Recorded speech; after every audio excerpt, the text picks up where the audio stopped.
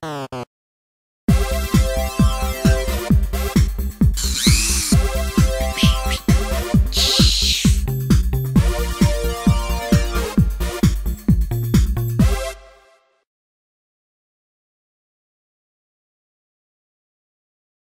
there!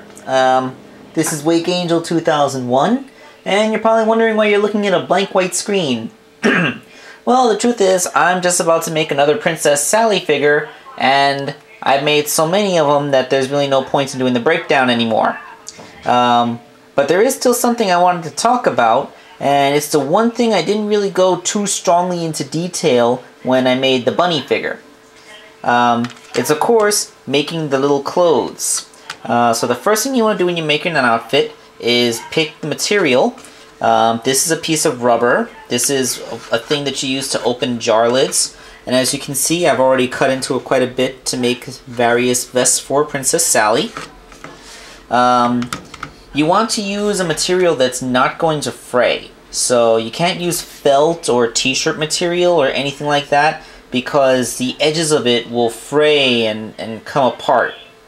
If you want to make action figure clothes, you need to go with something plastic, like that eyeglass case I showed last week when I made Bunny, or, you know, this thing. There are some tighter woven fabrics that are fray resistant that you can use, such as, say, a dust cloth or something like that. But, you know, your mileage will vary. Just get something that isn't going to fray at the edges once you cut it. So, the first thing you're going to want to do is make measurements. To do that, you simply take the little torso itself and then just take a disposable material like paper and, you know, just try to line it up and then curl it around to fit. If I had two free hands, one that wasn't holding the camera, I would be able to show you this a little easier.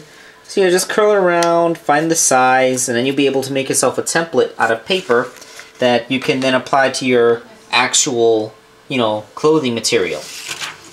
Okay, so I don't need to make measurements anymore because this will be the fifth one I made out of this piece of material alone. So you just use an ordinary pen just to draw out the design. Then an equally ordinary pair of scissors to cut the shape out. So let's go ahead and cut that shape out. And there it is. A very simple little piece of material. And, you know, you just set it down, and now is when we gotta make the sleeve holes. Sleeve holes are made with a hole puncher. Again, this is something that you're gonna wanna line up the thing with. You're going to wrap it around as if it's wearing it, and then mark where the armholes are and line them up. Of course, this is a practice motion for me, so also one hand, you know. And you just, see? You would hold it like this, and then mark where your armholes are going to be. Always remember to measure first before you go punching holes in things, or else you waste material. And fortunately, Sally doesn't have spines on her back, but if your character is like, say, if you're making a Scourge the Hedgehog, then you'd have to cut slits in the middle and also make sure it's wide enough that the spines can fit through it without tearing completely through. If you want to know where you can get some black rubber, this consistency that you can use to make a Scourge jacket, the repair kits for a bicycle tire inner tube, those are the things you would want, because they're pretty much the same exact kind of rubber, except they're black. Okay, so let's go on to putting the coat on the figure. Alright, so here is Princess Sally's body. This time I went with a pair of Amy Rose legs because they were the only ones I had on hand.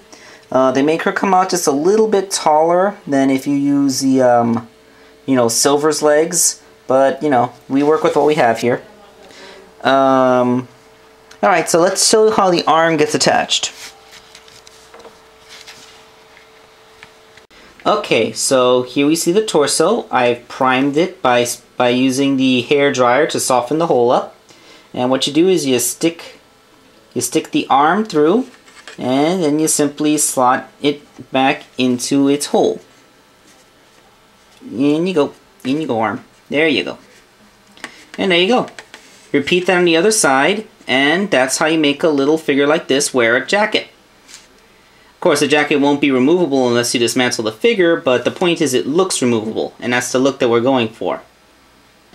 Okay, so that is the Princess Sally figure, all built and assembled.